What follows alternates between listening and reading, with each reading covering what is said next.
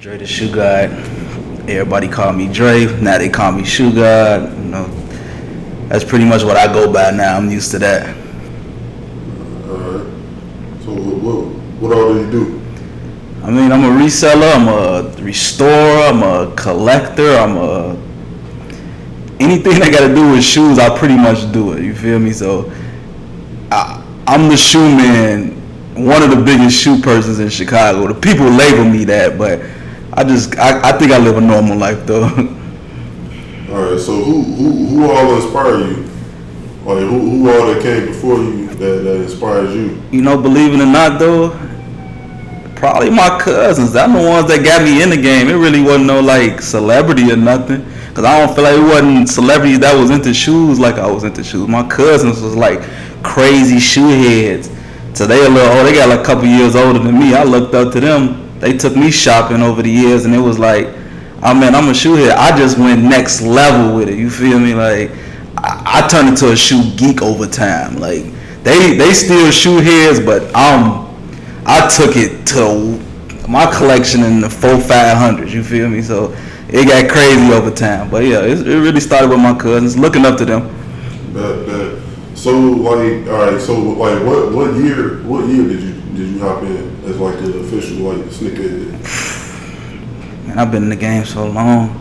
I'm gonna say like 2006. Like 2006, I got in heavy, and then I say like 07, I bought my first pair of mics, and after that, it was up from there. Like, so you basically did like a whole lot of research in 06, and you started buying it in 07. A bunch of just, you know what? Back then, I used to just sit on 23 is back, sneaker news, nice kicks, whatever shoe websites back then. I'm all into it. Like me, that's the difference. It's the difference. I buy shoes, people buy shoes, but they don't know nothing about shoes. Yeah. See, I love the history of shoes. I love who made this shoe, why it was designed, why does it look like this, etc., stuff like that. That's when I became a geek. That's when I became fascinated with shoes. So around like 06, every day, I just wanted to know what's the latest shoe news. So I'm sitting on the computer every day. Not like we got on the phones, it's too easy, but everybody can get into it. Like I'm really into shoes. Like, yeah, I can tell because you said nice kicks. You know what I'm saying?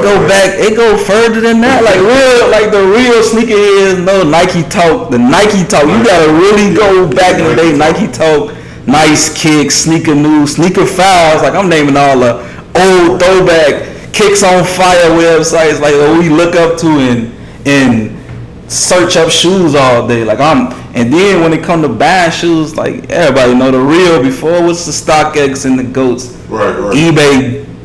All day, bro. Like I'm searching up shoes so I can buy shoes, so I can know what a real pair look like, and to buy them off eBay. That's how I used to get all my shoes too. Like low key, eBay still eBay still they sleep on eBay still the number one site. That's my go-to. Like I ain't gonna lie, I found other revenues and other ways to buy shoes, but eBay is always my go-to when it comes. You gotta know what you doing. Yeah, but they got it so much easier for y'all to do it now. Like they got an authentication system now. Like back then, 06, you gotta really know, because you feel me, niggas coming out with so many fake shoes, they don't know what they buying. But I ain't gonna lie, back then the fakes look like they look like fakes. Now it's like, I ain't gonna lie, the game a little ugly now. So it's like the fakes look identical to the real now. Times has changed, but that's how we used to do it back in the day, like all day, every day. Like I'm cheap as hell, I ain't gonna lie. Like only way I was getting my shoes was eBay. Like I buy shoes from the store, but if I was so into shoes, I'm into vintage stuff. So if I want a shoe that came out in 2001, it's 2007, I gotta get it off eBay. That was the only way you can get get your shoes. So yeah, I've been in the game that long. I know the feeling. So what were you into? Like, was you watching a lot of like YouTubers and stuff back then? Like, was he really? You know what? J-Star and stuff like that. I ain't gonna lie, it wasn't really too many YouTubers I can say, but everybody, I'm gonna give them credit. Like when we was shorties, Soulja Boy was God to us. Like Soulja Boy was like, he was. that's when the hype beats Bape days. Like when I first got introduced to Bape. Like that's all I was watching on YouTube. I ain't really had no. Let me see. Who can I vouch for that I can say like, oh yeah, I was watching them. Soulja was into the kicks a little bit. That's really about it. There wasn't that many shoe YouTubers back in the day. Like you would search up a shoe you looking for, but it wasn't like.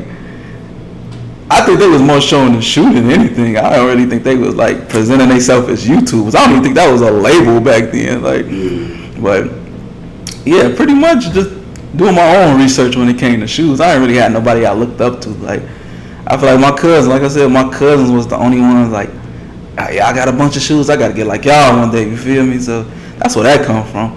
Yeah. So what shoe kicked it off?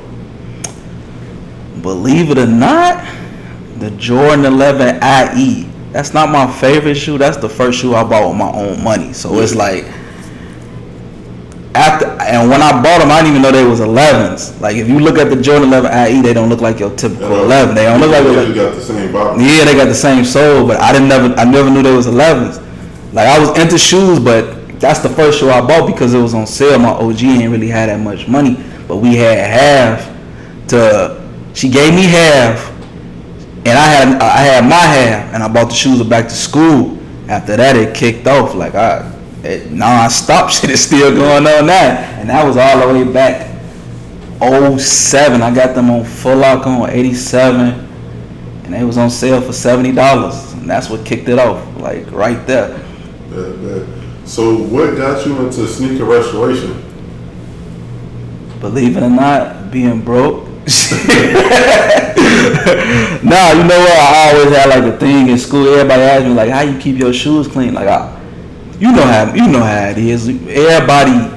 People will buy shoes, they wear them, they throw them away. Nah, I like to keep my collection up. You feel me? Like I always kept my shoes clean. So that's what made me get into it. I had an idea. Of course, everybody laughed at the idea at the beginning. They always do.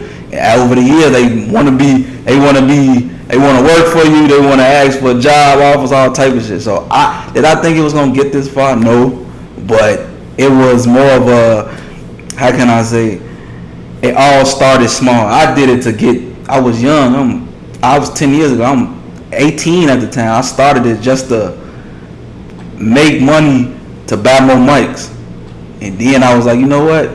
This shit getting out of hand. Like, this is really an empire now. So, I say then about like my first year at college, it took off. Like Facebook, Instagram, really Instagram, the old Instagram days.